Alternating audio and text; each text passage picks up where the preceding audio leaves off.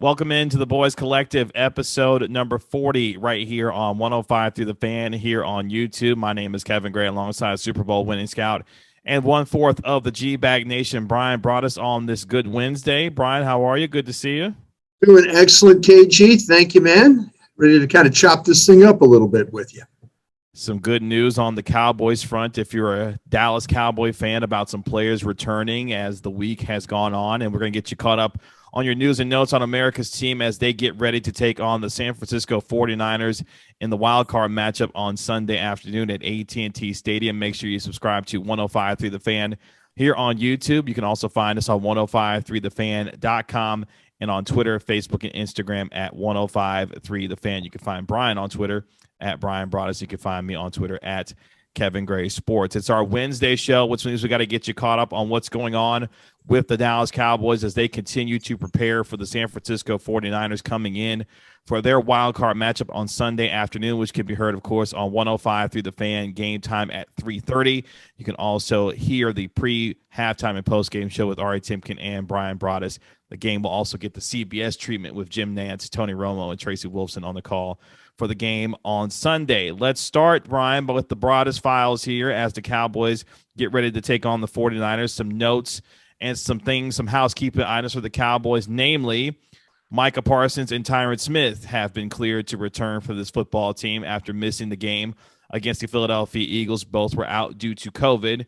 So Micah Parsons and Tyron Smith both have activated. Still awaiting for Jaron Kearse to get fully activated, but it sounds like he'll be ready to go by the time they get to Sunday. Let's start with the returns, though, of Micah Parsons and Tyron Smith, both key on offense and on defense for this football team. How big is their clearance now for them going forward? Well, this is huge. And, and this is, the great thing about those two particular players is when you get to the playoffs, it's about matchups. It's about finding ways to neutralize whoever you're playing. And the thing with Micah Parsons, what we've known all year long, is of how physical a player he is. And it's going to come down to some physicality in this football game. And Micah Parsons at the point of attack, Micah Parsons sidelines to sidelines, Micah Parsons as a blitzer. All these things are going to come into play in this game. Mike Shanahan has to be worried about a player like Micah Parsons because of all the things that he can do. If they can somehow choke this San Francisco's running game, then all of a sudden it's about putting it in Jimmy Garoppolo's hands, and he's a capable quarterback, but he's also capable of taking sacks. He's also capable of fumbling the football, and he's also capable of throwing interceptions as well. So, again, find a way to choke the running game. Micah Parsons is probably going to have a big, big part of that. And then when it turns into one-dimensional football, then hopefully you can use him as a blitzer. On the other hand, you're going to need to make San Francisco one-dimensional, and that starts with your offensive line. They have got to control the front. You cannot allow Nick Bosa and this group, be able to rush with Armstead, those guys. You just can't allow that to happen. Blitzers, Fred Warner, these guys, you just can't let this happen because you are capable of making plays against the secondary if you get the protection. If you get the protection, you make plays, you score points. That means San Francisco is going to have to chase you in this game, and that's the way you put it into the quarterback's hands. So two key players for the Cowboys coming back. Both will be directly responsible with the direction that this game goes. So let's go to Tyron Smith on the other side, because one of the things I will say that I am concerned about, Bryan, when I start looking at this matchup is obviously Tyron Smith is going to be your left tackle onto the outside. But when you start thinking about Connor Williams and Tyler Broaddus there on that left center portion there, is that an area of weakness where a guy like Arik Armstead, who can be really good on the interior, could potentially cause some problems for those two individuals, knowing that that's kind of the weaker links of that offensive line, given what you have on the right side, obviously, with Martin and Collins? Could we see Armstead line up quite a bit over Broaddus and Williams on Sunday? Yeah, I think so. I mean, to me, that's, and let's be honest, too, Kentavious Street is another good player that they have. Maurice Hurst is a guy that we all kind of liked coming out of the draft. The Raiders took him. He had the heart condition and all that. I mean, they've got players that can rotate. Minahu is another guy that they've kind of got. I mean, they've got a good rotation of guys, but you're right about Armstead. I mean, they could put him, he's going to play on that outside shoulder, that 3 technique or that under tackle. And, usually like to play him on the same side with Bosa because that frees Bosa up one-on-one. And, with the 5 guys across, if you're the 49ers, you have to say the weak link is what goes on between the center and that left guard there for the Cowboys, because the left guard's kind of shown that when he gets out of bad body balance and the hands are in a bad spot, he can draw a holding call. And so that's where they probably feel like, attack that A-B gap on that left-hand side of the Cowboys offensive line, and then to the defense's right. So yeah, it's going to be a challenge up front. But like I said, if you find a way to protect, you can make plays against the secondary. Other housekeeping items here in the Broaddus files. Jaron Curse still getting to the final stages of clearance. I think his presence is going to be huge in this game because when you start thinking about a guy in George Kittle who's extremely physical, not just as a receiver, but as a blocker, probably the best blocking tight end in all of football. How does Curse's match up and what he will need to do against George Kittle really going to have an effect on this game when you start to look at it? Yeah, it's going to have a huge effect because what's going to happen is you're going to need, again, these point of attack players. And if Kittle, who lines up in line, now we've seen these really athletic hybrid type of tight ends that play detached. And when we mean detached, not along the line of scrimmage, not as a true Y. Kittle plays as a true Y, and that's what makes him a difficult cover because he runs routes from a true Y position. A lot of times you can handle, there's Kelsey, there's Dallas Goedert, there's Pitts. These guys that they've play detached, and you can account for them when the way they run routes. Sometimes you lose a guy when he's playing along the line of scrimmage because all of a sudden it's, wait a minute, he's blocking. Oh, now he's in the route. And now your eyes are somewhere else. And then the ball comes to him on a screen and it's up the field. Those are the problems you run into when you play against a guy like Kittle. And like I was saying, if Kittle, when he gets into the block, I mean, he is moving. This offensive line, they've got tackles, with Trent Williams, who's struggling a little bit right now with his health, with an ankle. And so we'll see how that plays out. But I'll say this, though, they've got a big physical offensive line, and the tight end, the fullback. I mean, if you're Jaron Curse, and all of a sudden Juszczyk is coming at you from that fullback position, somebody's got to take that guy on. Linebackers, safeties. I mean, that's their plan is to get the ball on the edge, and then whether it's handing the ball to Deebo Samuel or handing the ball to Elijah Mitchell, that's the problem. And you need Curse, you need Parsons, Van Der Esch. I mean, you're going to have some guys step up and make some plays at the point of attack to keep this San Francisco running game from getting going. San Francisco is really unique because they're one of the few teams, if not, really the only one today that uses a traditional fullback. They do. and Kyle Juszczyk has been very good for a long time for that football team. So I'm interested to see how Dan Quinn accounts for not only the traditional fullback, but obviously the versatility of a George Kittle with his guys as far as the defense is concerned. On the offensive side, Dak Prescott made history as he became the first Cowboys quarterback to win the NFC's Offensive Player of the Week 3 times in a single season, joining Emmitt Smith as the only Cowboys players to do so. Emmitt Smith did it in 1992 and in 1995. Interesting note on that, too. Did you know Tyron Smith won an NFC Offensive Player of the Week back in 2014? And I'm going to guess it was probably, who did he play? What game? Who was the game he played against? Was it one of those guys? Did he just stone somebody where somebody was the leading pass rusher in the game coming in with like 12 sacks and he gave up nothing? What game was it? It was back in 2014 against the Seattle Seahawks. Okay.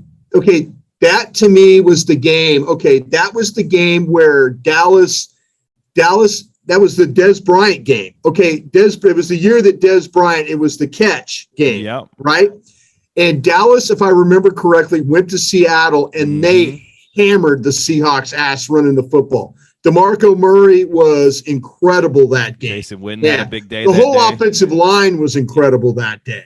But they just gave it to Tyron Smith. I can understand it. Probably Michael Bennett had no sack, no pressure, no tackles, no nothing kind of a thing, maybe, or was it one of those guys? Might have been him. And Bennett played inside. I'm trying to think of who else, all those outside guys that the Seahawks had forever. But I remember that Seattle game very well because I kind of felt like that if Dallas had won the game in Green Bay, you were going to have to play the NFC Championship game in Seattle. And earlier in the year, Seattle had no answer for you. I mean, that game, I think, was also the game that Terrence Williams had the incredible catch along the sidelines. Like Romo was throwing it to Witten, and it had just a big day. The toe tap thing. What's it called? Swag. Toe drag swag. That's what I was trying to get to. Yeah, something like that. Yeah.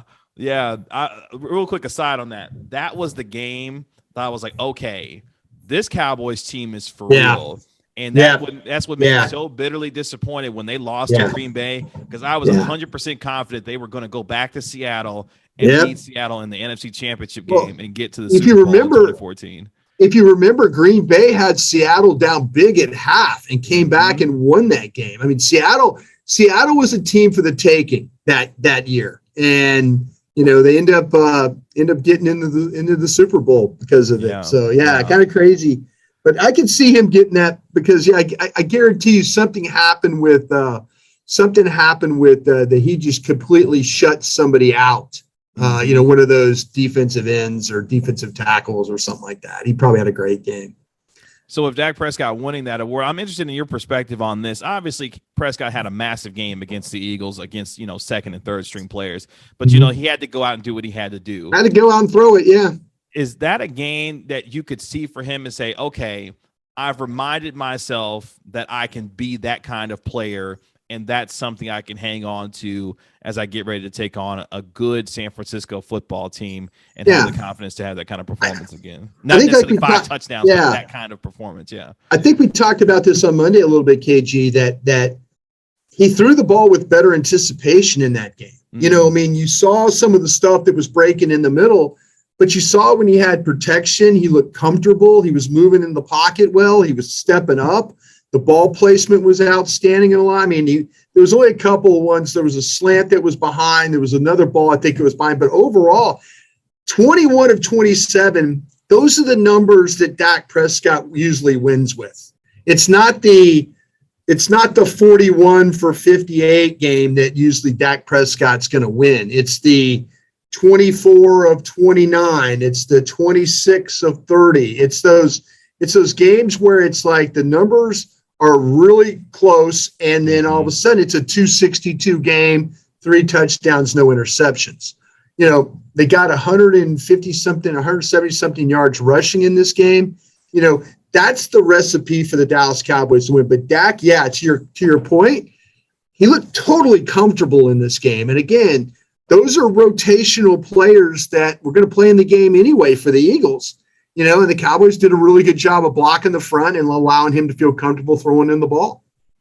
I'm interested in your perspective on this because the San Francisco 49ers have a coach who's very familiar with Dan Quinn. In fact, he worked for Dan Quinn for a couple of years as far as Kyle Shanahan. Walked his way out of Cleveland to go work for Dan Quinn is what he did. Yeah. So he knows this defense, or knows Dan Quinn, I should say, very knows well. Dan Quinn, yeah. When you look at what Kyle Shanahan presents from a coaching perspective, does he provide the San Francisco 49ers an advantage when it comes to not only offensive creativity, but obviously having the ability to do some different things, especially with a guy in Deebo Samuel who has been spectacular for them? What kind of advantage, if there is one, does Kyle Shanahan present for the 49ers coming into this game? His offense is really physical, but it's got a lot of deception to it as well. And so what he does is, to me, the Cowboys, I would not call the Cowboys a physical defense with the exception of maybe 1 or 2 guys. I would call it a defense that's built to rush the passer. It's built to turn you over. because of its ability to get after you. Now, sometimes what you do is Kyle Shanahan can get into a deal like the other day where he ran the ball 14 straight times coming out of the second half against the Rams. He just knew it. He had to do something different. He knows he has to protect his quarterback. That's why they drafted Trey Lance, because they don't trust their quarterback. So here's a guy that plays with physicality, but he also gives you deception, which causes problems for teams that are super aggressive. He's making the linebackers, he's making the line look at motion, read motion. Where's the ball? Ball's coming back the other way. Wait a minute. I've got a fullback in the game. Oh, wait a minute. I've got a wide receiver at running back. That's the kind of crap that you hate playing against. And, Dan Quinn, to his credit, Dan Quinn wasn't just all about coming in and saying, okay, I've got to just do it my way or the highway. Dan Quinn came in with the idea of like, listen, you guys do some of these things really well. I've seen it on tape. We'll build on that and we'll add some other pieces. I think Dan Quinn's got some things left. I think Dan Quinn's got some things left defensively that he's going to try and use against Kyle Shanahan. The key for him is, can his defense hold up against the running game?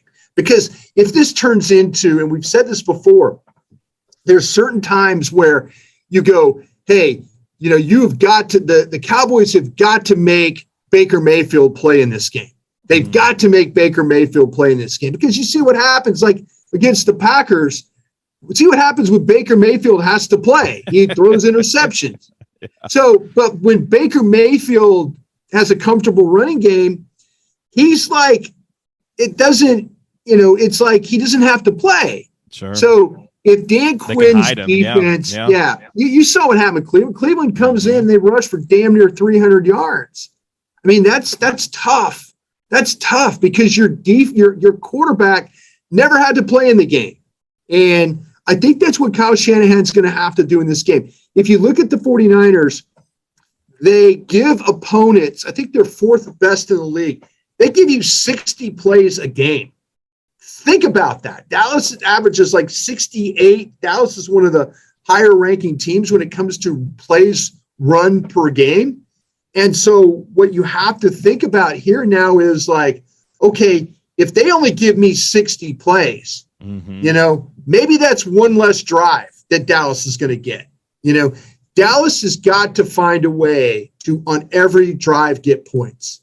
They can't go 3 and out. They can't. And this is what Shanahan will do to you, though.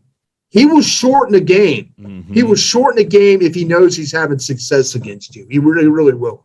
Yeah, this could be a game where you could only see both teams with 7-8 possessions in this game. So the importance of scoring is going to be paramount in this football game. Last thing I'll say, too, on that, too, is one of the things, and this, Brian, with the zone blocking scheme, there's times that you can use that aggressiveness against defenses. There's also allows for natural cutback lanes. So guys have got to be patient when it comes to reading and making sure that they're tackling, because other guys, if you have a back that's patient and has good vision, and she can see something happen and be able to cut back and maybe make some things happen on the backside, that could spell out for a lot of trouble for defenses. Yeah. So that, to me, is going to be something I watch for on Sunday as well.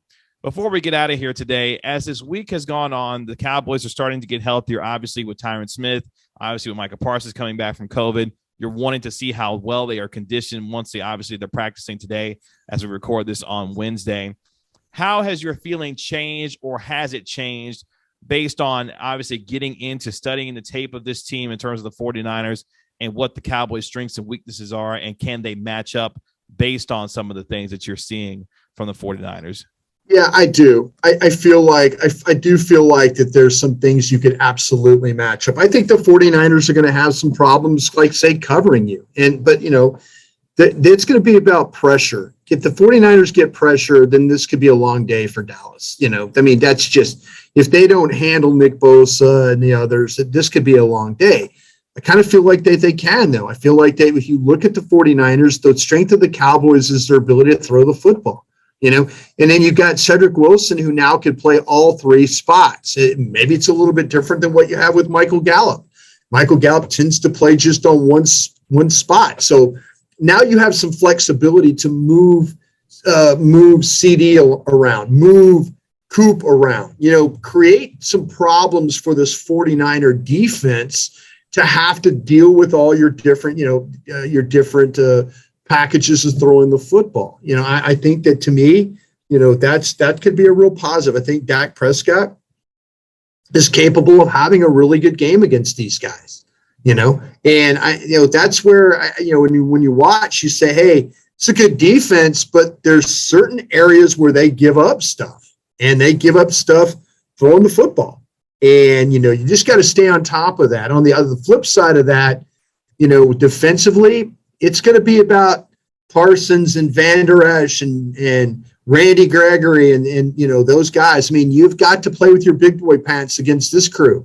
I mean, they're going to try and run the ball downhill on you. And if they have success, then it could be a long day as well.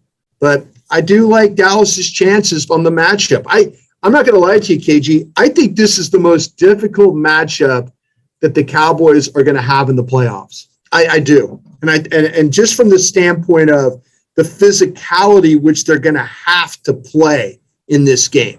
I think Green Bay's got some finesse to them, the way that Aaron Rodgers moves around. Tom Brady's going to stand there. I don't think Tom Brady has a whole lot of weapons. But, their secondary is a little bit compromised as well. I mean, this to me, you get past this game, that builds a lot of confidence going forward into the rest of these playoffs. Yeah, San Francisco is a very interesting team because they got a lot of hard matchup. Cards. It's a hard matchup, yeah. Especially while you may have the worst quarterback matchup, quote unquote, as far as Garoppolo is concerned. You never know which Jimmy G you're going to get. Sometimes you get the good Jimmy G that's efficient, gets the ball out quickly, can make some plays down the field. Other times you're going to get the guy that's willing to throw the football team to the other team quite a bit. That's kind of the wild card for me. Is like, which one of those are you going to get? And hopefully you get the bad Jimmy G. My gut is if you play him the way you need to play him, you can get him to be the bad guy. Yeah. That's my gut. Yeah. It should be interesting. We're going to have our Friday show, our game preview show coming up later on this week as the Cowboys get ready to host the San Francisco 49ers at AT&T Stadium.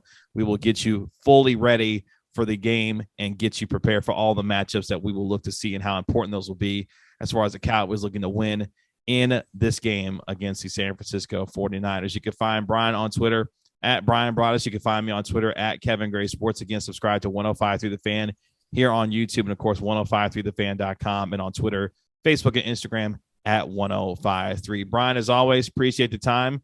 Looking forward to our Friday show as these Cowboys get ready to take on the 49ers. Appreciate the time, sir. Sounds great, KG. Take care. Appreciate it.